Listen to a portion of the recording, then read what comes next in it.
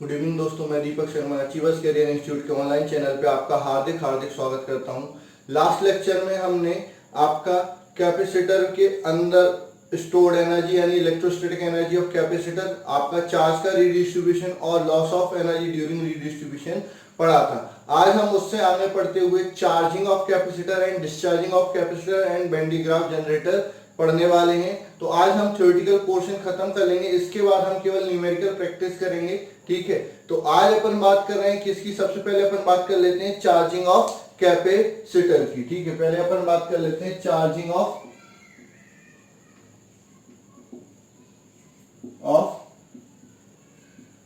Capacitor. ठीक है, तो हम क्या करते हैं, let a capacitor is charged by, so let a capacitor of capacitance C is charged by a battery of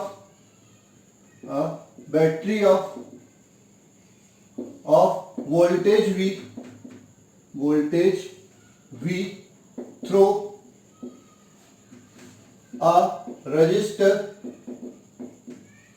of resistance R।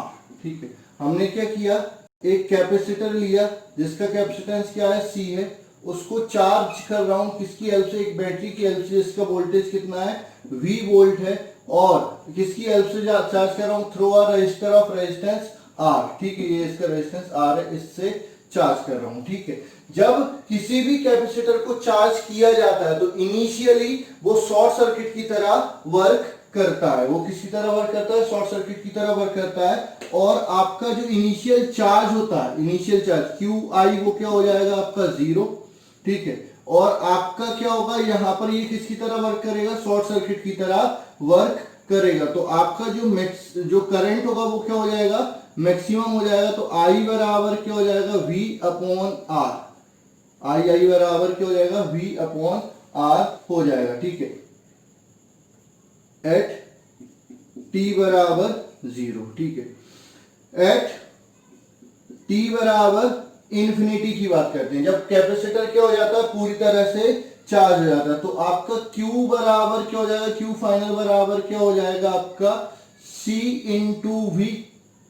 इसको अपन Q0 भी लिख सकते हैं, C इंटू V को क्या लिख सकते हैं? Q0 भी लिख सकते हैं, या V बराबर क्या हो जाएगा? Q0 अपॉन C हो जाएगा। और I क्या हो जाएगा? I फाइनल हो जाएगा आपका 0। ठीक है, अब बात करते हैं एट टाइम T। आपका यहां पर वोल्टेज कितना हो जाएगा? Vc।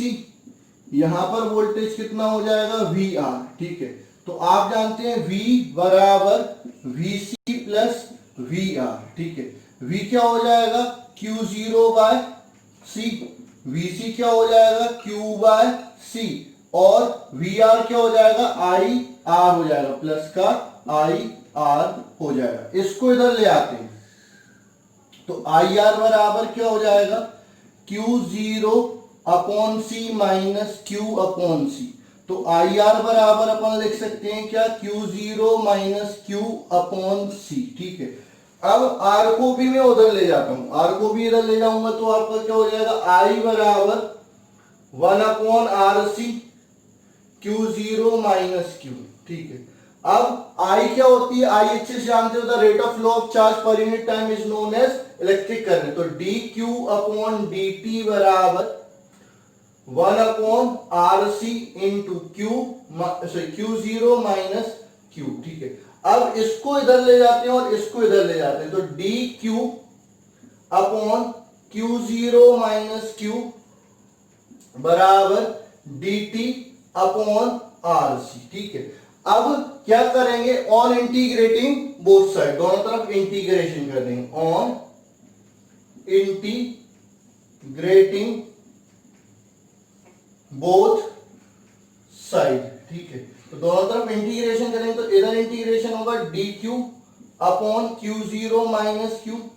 यहां पर Q की वैल्यू 0 से Q तक जा रही है, जब चार्ज कर रहे हैं इनिशियली, ठीक है, यहां पर क्या हो जाएगा, टाइम कितना जाएगा 0 से t तक, dt अपॉन RC हो जाएगा। ठीक है, अब अगर मैं इसका इंटीग्रेशन करता हूं तो ये आपका a माइनस एक्स का इंटीग्रेशन होगा। तो a माइनस एक्स का इंटीग्रेशन क्या होता है, minus log a minus x C आपका क्या हो जाता है इंटीग्रेशन। लिमिट क्या हो जाती है, a की जगह पर क्या हो जाएगा q0 और x की जगह पर क्या हो जाएगा q।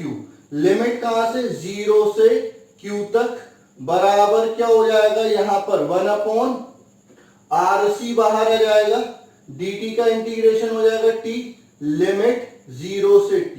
अब माइनस बाहर ले लो, पहले अपर लिमिट, तो ये हो जाएगा log q0 minus q minus log lower limit, तो q की जगह 0 रख देंगे, तो log q0 हो जाएगा, बराबर यहां पर क्या हो जाएगा 1 upon RC into T, minus को उधर ले जाएंगे तो log, यहां पर log की प्रॉपर्टी लगा दो, log m minus log n क्या होता है, log m अपॉन n, तो q0 minus q upon q0 बराबर, ये माइनस उधर जाएगा तो माइनस t अपॉन RC। ठीक है, एक इक्वेशन तो आपकी यही बन जाएगी। ठीक है, इसको अपन ऐसे भी लिख सकते हैं, इसको माइनस का मल्टीप्लाई करेंगे तो इसको ऐसे भी लिख सकते हैं, log q0 minus log q minus q0 बराबर t अपॉन RC। एक इक्वेशन ऐसे ही बना सकते हैं, log q0 upon q minus q0 minus q minus q बराबर t अपॉन RC। इन पर भी कभी कभार न्यूमेरिकल आ जाता है, मेन तो इक्वेशन आपकी ये है। अच्छा, ये जो लॉग है वो ई के बेस में यानी नेचुरल लॉग है, किसके बेस में, ई के बेस में या नेचुरल लॉग है। ठीक है, अब इसके बाद अगर अपन आगे सॉल्व करते हैं तो क्या आएगा, लॉग हटा देते हैं, एंटी लॉग ले लेते हैं ऊपर वाली इक्वेशन से, तो आपका क्या हो जाएगा q0 minus q upon q0 बराबर, जब एंटी लॉग लेंगे तो जब ये हटा तो ये किसकी पावर में जाएगा, e की पावर में चला जाएगा, तो e की power minus t upon RC। ठीक है, अब इस q0 को इधर ले जाए तो q0 माइनस q बराबर q0 e to the power minus t upon RC। इसको इधर ले आओ, q को इधर ले आओ, तो q बराबर q0 माइनस q0, ये इधर आएगा तो माइनस हो जाएगा, minus q0 e to the power minus t upon RC। तो q बराबर q0 कॉमन आ जाएगा, 1 minus e to the power minus t upon RC, ये आपका चार्ज हो जाएगा किसी टाइम पर। ठीक है, अब अगर मैं इसके लिए ग्राफ बनाता हूं किसमें, चार्ज वर्सेस टाइम यानी q वर्सेस t, तो आपका इनिशियली चार्ज क्या रहेगा, 0 रहेगा, फिर धीरे धीरे ये बढ़ने लगेगा और मैक्सिमम होके आपका क्या हो जाएगा, q0 तक ये मैक्सिमाइज हो जाएगा। ठीक है, अब यहां पर एक टाइम कांस्टेंट आता है,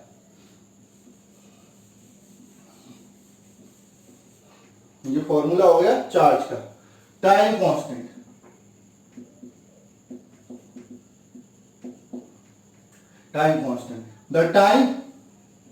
the time in which charge changed by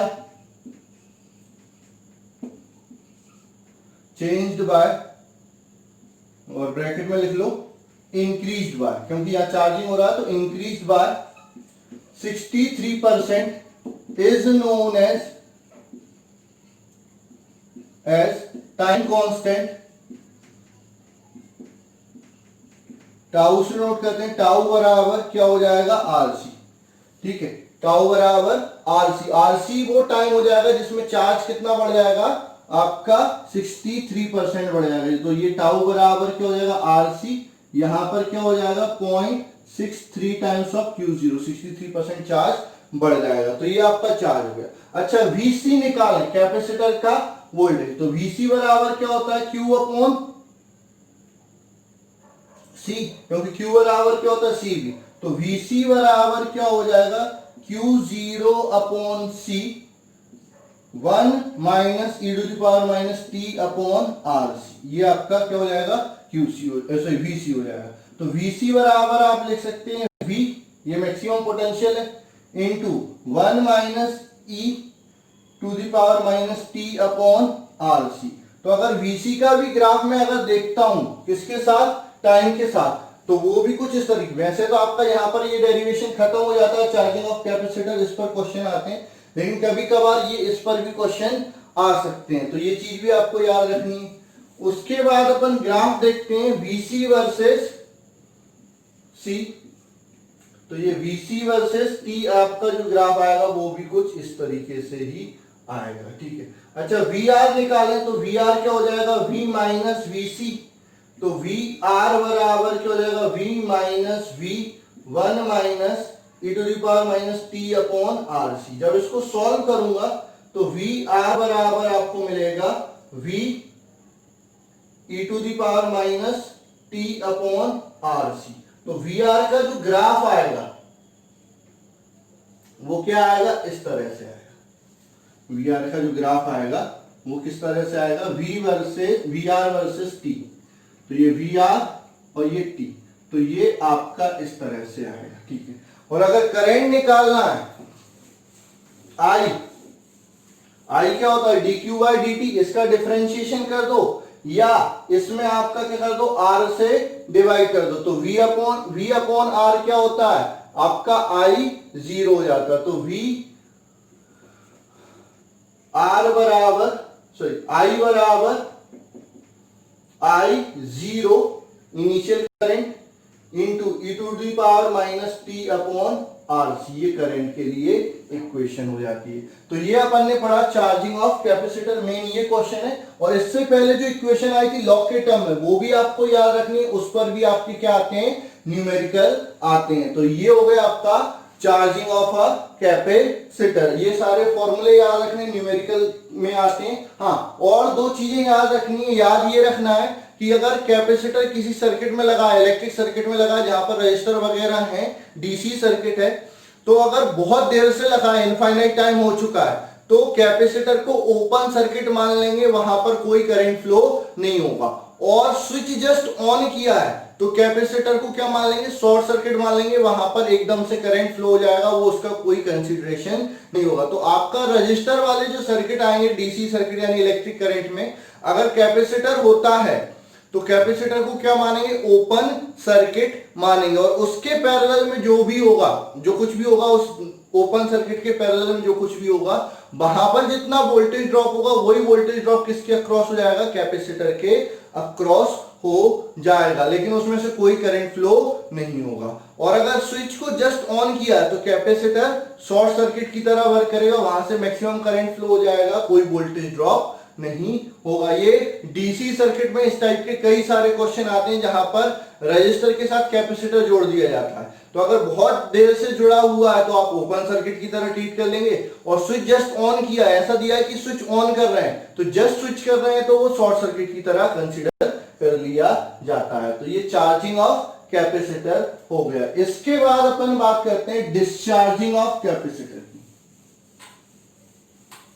इसके बाद अपन बात करते हैं डिस्चार्जिंग ऑफ कैपेसिटर की।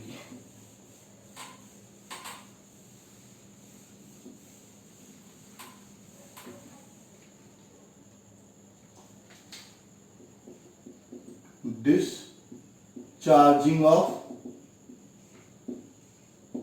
Capacitor, discharging of capacitor. तो late a capacitor of capacitance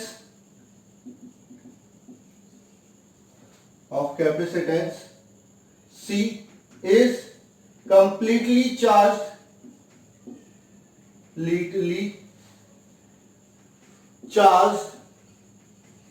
so that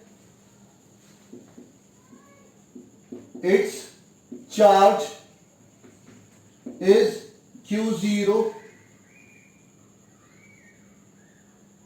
Now it is discharged through a resistor of resistance R। ठीक है, हमने क्या किया, एक कैपेसिटर लिए जिसका कैपेसिटेंस C है। इनिशियली ये कंप्लीटली चार्ज है कि इसका मैक्सिमम चार्ज कितना है Q0। अब इसको हम क्या कर रहे हैं, डिस्चार्ज कर रहे हैं through a resistor of resistance R with the help off switch के। ठीक है, बैटरी नहीं लगाई, बैटरी लगाते तो चार्ज होता, हम चार्ज नहीं कर रहे, हम क्या कर रहे हैं, डिस्चार्ज कर रहे हैं, ये कंप्लीटली चार्ज है। ठीक है, तो एट टाइम t बराबर 0 क्यू आई कितना है, Q0। ठीक है, आई करंट कितना है, वो भी 0, कोई करंट फ्लो नहीं हो रहा है। ठीक है, उसके बाद अपन बात करते हैं V कितना है, Q0 बाय C। ठीक है, अब एट टाइम t यहां पर क्या है, जो वोल्टेज हो जाएगा VC, यहां पर जो वोल्टेज हो जाएगा वो क्या हो जाएगा आपका VR, और किसी भी क्लोज लूप में टोटल वोल्टेज कितना होता है, 0 होता है। तो आपका क्या हो जाएगा at time t, VC plus VR बराबर 0। तो यहां से VR बराबर क्या हो जाएगा, माइनस का VC। ठीक है, VC बराबर क्या हो जाएगा, Q बाय C। VC बराबर क्या हो जाएगा, Q बाय C। तो आपका VR कितना हो जाएगा, IR। ठीक है, तो IR बराबर माइनस का Q बाय C। तो I बराबर minus Q upon RC। I क्या होता है, dQ बाय dt बराबर माइनस Q अपॉन RC। ठीक है, Q को इधर ले आओ, dt को इधर ले जाओ, तो dQ अपॉन Q बराबर माइनस dt अपॉन RC। ठीक है, ये हो गया। अब क्या करेंगे, दोनों तरफ इंटीग्रेशन करते हैं। तो ऑन इंटीग्रेटिंग बोथ साइड, दोनों तरफ इंटीग्रेशन करते हैं तो क्या होगा, तो यहां पर इंटीग्रेशन होगा dQ अपॉन Q बराबर integration minus dt upon RC। अच्छा, टाइम कहां से कहां जाएगा, 0 से t। चार्ज कहां से जाएगा, Q0 से Q। इनिशियली चार्ज कितना था, Q0, अब कितना होगा, Q। अच्छा, इसका इंटीग्रेशन करें तो 1 अपॉन x का इंटीग्रेशन क्या होता है, log x। कौन सा वाला, नेचुरल लॉग। तो log Q लिमिट Q0 से Q तक बराबर माइनस 1 अपॉन RC बाहर आ जाएगा, dt का इंटीग्रेशन t लिमिट 0 से t। ठीक है, अच्छा यहां पर लिमिट रखेंगे तो natural log Q minus natural log Q0, upper limit minus lower limit बराबर माइनस t अपॉन RC हो जाएगा। ठीक है, अब यहां पर लॉग की प्रॉपर्टी लगाते हैं, क्या लगाते हैं, लॉग की प्रॉपर्टी। तो log m minus log n क्या होता है, log m अपॉन n। तो natural log Q minus natural log Q0 बराबर माइनस t अपॉन RC। अब इसको सॉल्व करेंगे तो ये हो जाएगा natural log Q upon Q0 बराबर माइनस t अपॉन RC। ठीक है, इसका एंटी लॉग लेते हैं, तो एंटी लॉग लेंगे तो Q अपॉन Q0 बराबर e to the power minus t upon RC। तो Q बराबर Q0 e to the power minus t upon RC, ये आपका चार्ज ऑन कैपेसिटर हो जाएगा एट टाइम t। अगर ग्राफ बनाते हैं तो इसका जो ग्राफ आएगा Q वर्सेस t, ये इस तरह से आएगा, इनिशियली Q0 का फिर डिक्रीज होता चला जाएगा। ठीक है, यहां पर एक टाइम मिलेगा टाउ बराबर RC, जहां पर चार्ज कितना हो जाएगा 0.37 ऑफ Q0। तो 63% अगेन यहां पर क्या हो गया, रिड्यूस हो गया। तो टाइम कांस्टेंट क्या हो जाएगा, time constant, the time in which charge change bye 63% या decrease by 63%, hence reduce to 37%। अच्छा ये क्यों हो गया। अब अपन बात करते हैं किसकी, पोटेंशियल V कितना होगा, VC कितना होगा। तो ये चीज आ गया चार्ज, V कितना होगा VC, तो VC बराबर हो जाएगा Q अपॉन C, यानी Q0/C e to the power minus T upon RC। तो VC बराबर इनिशियल जो पोटेंशियल होगा V0 e to the power minus T upon RC। ठीक है। अच्छा करंट चाहिए I, current at time t। तो करंट एट टाइम t क्या हो जाएगा, I बराबर dq बाय dt। तो ये Q0 बाहर आएगा e to the power minus T upon RC। इसका क्या होगा, दोबारा से डिफरेंशिएशन होगा तो RC कहां पर आ जाएगा, नीचे और नेगेटिव।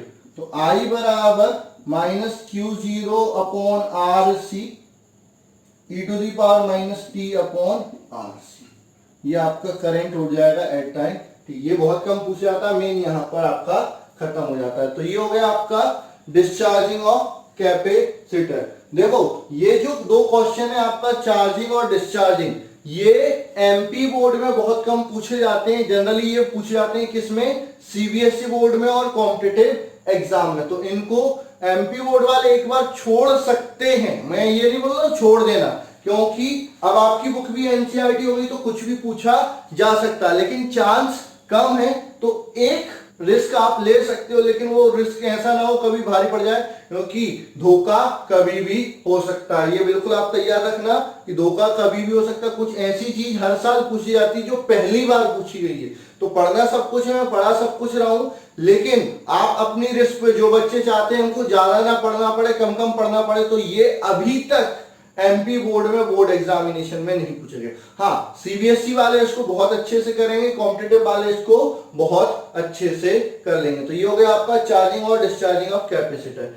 अब जो अगला टर्म है बेंडी ग्राफ जनरेटर, वो आपकी एनसीईआरटी बुक में तो दिया है, लेकिन सीबीएसई से सिलेबस में हटा दिया गया है। तो पढ़ लो कि कभी धोखा हो गया, गलती से आ गया, तो आपको पता होना चाहिए। बहुत टफ नहीं है, केवल थ्योरेटिकल है। उसका आपको कंस्ट्रक्शन पता होना चाहिए, वर्किंग पता होना चाहिए, और उसके लिमिटेशन और यूज पता होना चाहिए। उससे ज्यादा उसमें कुछ नहीं है। तो अब अपन बात कर लेते हैं किसकी, वेंडी ग्राफ जनरेटर की। थ्योरेटिकली इस चैप्टर का लास्ट टॉपिक है। उसके बाद बाकी तो आपको न्यूमेरिकल प्रैक्टिस करना है। जेई वालों को मैं अलग से केवल न्यूमेरिकल की क्लासेस ही दूंगा इस चैप्टर के बाद, और जो एमपी बोर्ड वाले हैं वो एनसीईआरटी में जितने क्वेश्चन है वो प्रैक्टिस करें। सीबीएसई बोर्ड वाले भी एनसीईआरटी के सारे क्वेश्चन को प्रैक्टिस करें, और आपको अगर कोई डाउट आता है तो मेरे से बिल्कुल डिस्कस करें। तो अब अपन बात कर रहे हैं किसकी बेटा, बेंडी ग्राफ जनरेटर की। बेंडी ग्राफ जनरेटर,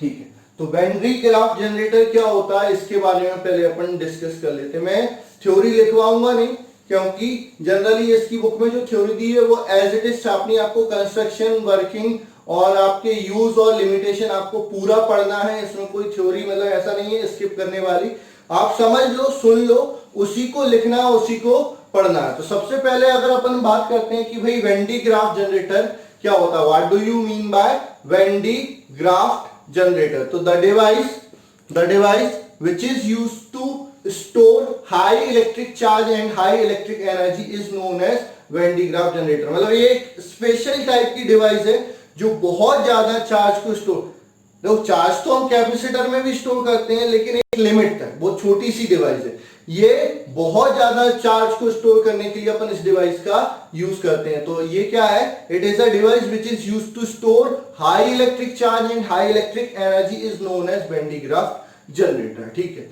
अब इसके बाद अपन बात करते हैं कि ये किस प्रिंसिपल पे वर्क करती है, principle of Van de Graaff generator क्या होता है। तो it work on two principle. इसके वर्किंग के मेन दो प्रिंसिपल होते हैं। कौन कौन से दो प्रिंसिपल होते हैं? पहला, if a charged conductor placed inside another conductor and contact with that, then complete charge of inner conductor is transferred to outer conductor। मतलब क्या है कि आपने एक कंडक्टर लिया, उसको दूसरे कंडक्टर के अंदर रख दिया और दोनों को आपस में जोड़ दिया, तो अंदर वाले कंडक्टर का पूरा चार्ज बाहर वाले कंडक्टर पे ट्रांसफर हो जाता है। कई बार आपका सीबीएसई में क्वेश्चन पूछा गया, is this possible that charge of one conductor can completely transfer to another conductor, and if yes then if yes how। ठीक है, मतलब आपसे पूछा जा सकता है क्या किसी कंडक्टर का पूरा चार्ज दूसरे कंडक्टर पे ट्रांसफर किया जा सकता है, यदि हाँ तो कैसे किया जा सकता है। तो आपको याद रखना है कि yes, the charge of one conductor can completely transfer to another conductor by placing it inside it and connecting them। उसको उसके अंदर रख दो और दोनों को जोड़ दो, तो आपका पूरा का पूरा चार्ज दूसरे कंडक्टर पे ट्रांसफर हो जाता है। और कोई दूसरा तरीका नहीं है कि पूरा चार्ज सामने वाली बॉडी को दिया है। कंडक्शन से चार्ज तभी तक जाता है जब तक पोटेंशियल सेम नहीं हो जाता। अब अंदर रखा है तो अंदर क्या होता है, जितना बाहर सरफेस पे पोटेंशियल उतना ही अंदर होगा, तो अंदर वाले का पूरा चार्ज बाहर जा सकता है। इसके अलावा कोई दूसरा चांस नहीं है कि कंप्लीट चार्ज ट्रांसफर हो। एक ही चांस है और वो मैंने आपको बता दिया। ठीक है, तो पहला प्रिंसिपल तो ये हो गया कि किसी चार्ज कंडक्टर को दूसरे कंडक्टर के अंदर रखोगे और दोनों को जोड़ दोगे, तो अंदर वाले कंडक्टर का पूरा चार्ज क्या होगा, बाहर वाले पर ट्रांसफर हो जाएगा। If a charge conductor place inside another conductor and connected with it, then complete charge transfer to the outer conductor। Second, if charge is present on pointed end, मतलब चार्ज जो है पॉइंटेड एंड पर present है, then due to high charge density it will transfer from one body to another body. तो वो क्या होने लगेगा, सामने वाली बॉडी पर ट्रांसफर होने लगेगा, चार्ज लीक करने लगेगा। इन दो प्रिंसिपल पर आपका क्या होता है, बेंडी ग्राफ जनरेटर वर्क करता है। ठीक है, इसके बाद अपन बात करते हैं construction.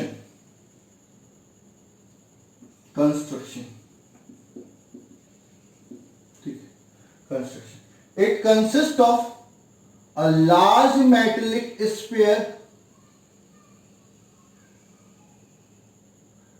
It consists of a large metallic sphere of radius around 3 to 5 meter,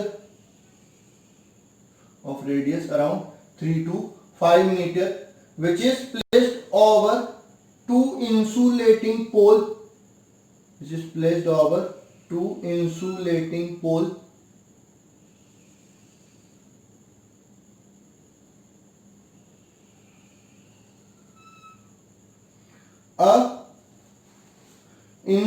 an insulating leather belt is rotating over two pulleys of P1 and P2, which face at both ends to comb C1 and C2. One is known as spraying comb and other is known as collecting comb। ठीक है, the terminal of comb C1 is connected to positive terminal of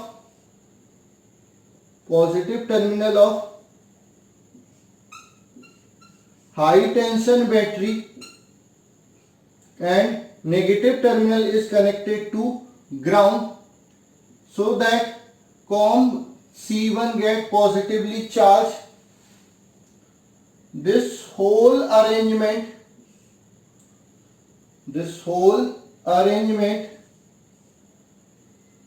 is placed in insulating box so that charge is not transferred to atmosphere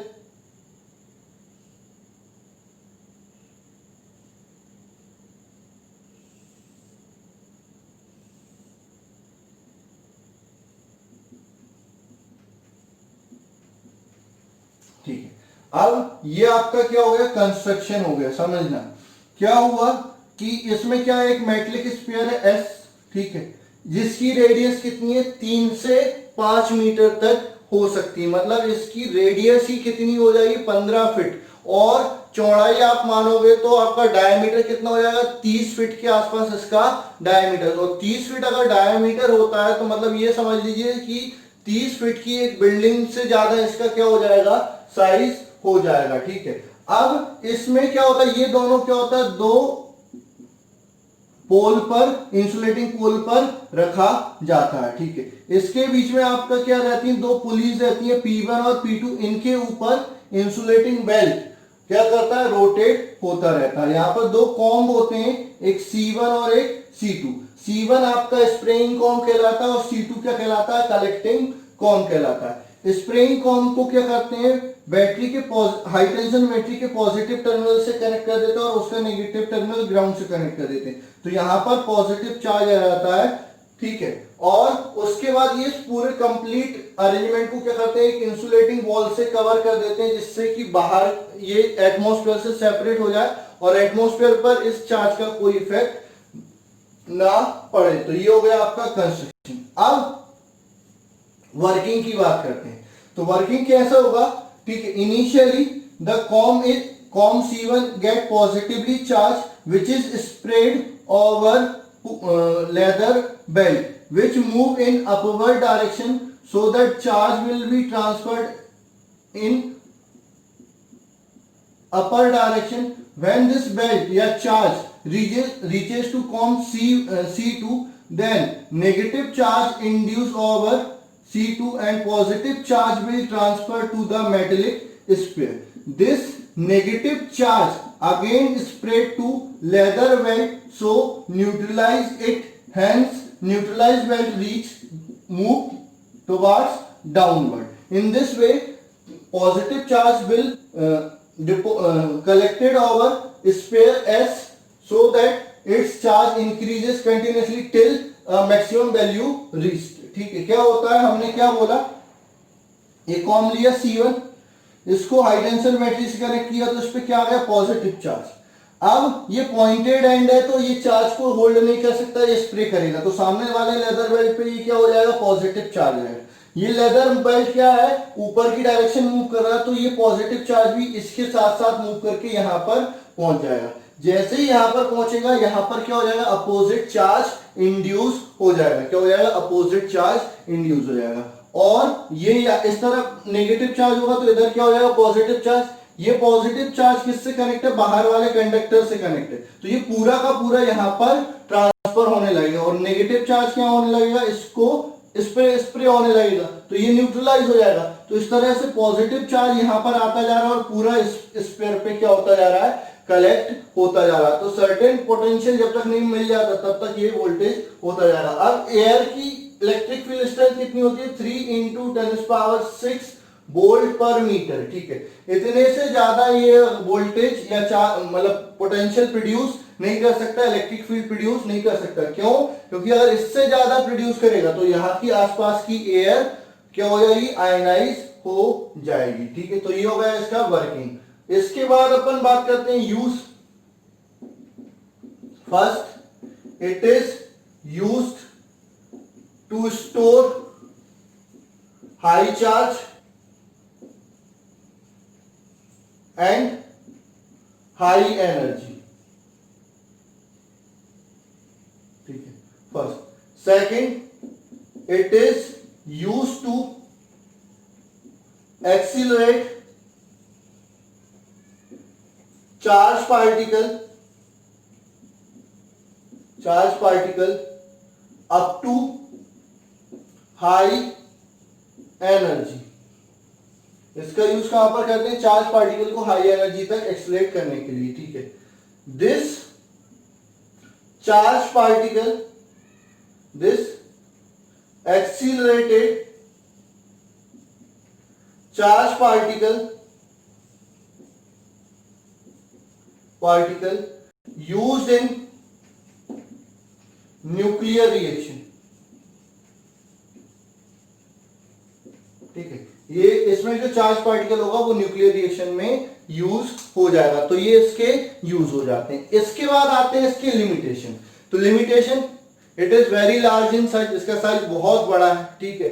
second, it store high energy which may cause hazardous effect to atmosphere. इससे बहुत ज्यादा energy store हो जाती है तो इसकी जो air है वो क्या हो जाती है, आयनाइज हो जाती है, और उससे भी क्या होता है, काफी डेंजर आपको एटमॉस्फेयर को रहता है। तो ये इसके क्या हो गए, आपके लिमिटेशन हो गए। तो यहां पर आपका कैपेसिटर चैप्टर थ्योरेटिकली तो खत्म हो जाता है, लेकिन इस पर काफी सारी न्यूमेरिकल हमको प्रैक्टिस करनी है। जेई वाले बच्चे अगली क्लासों में जुड़े रहेंगे, आपको इस पर मैं कई सारे डिफरेंट टाइप के, जो आपने कैपेसिटर अभी तक नहीं देखे होंगे, उस टाइप के क्वेश्चन में आपको प्रैक्टिस करवाऊंगा, ठीक है। क्योंकि जेई नीट और जेई मेंस नीट और एडवांस में अलग अलग टाइप के, अलग अलग वैरायटी के क्वेश्चन पूछे जाते हैं, तो वो प्रैक्टिस करना बहुत जरूरी है, ठीक है। तो आप बिल्कुल इसको फोकस करके पढ़ेंगे, और कोई दिक्कत आती है कहीं पर भी, कैसी भी दिक्कत आती है, तो बिल्कुल आप मेरे से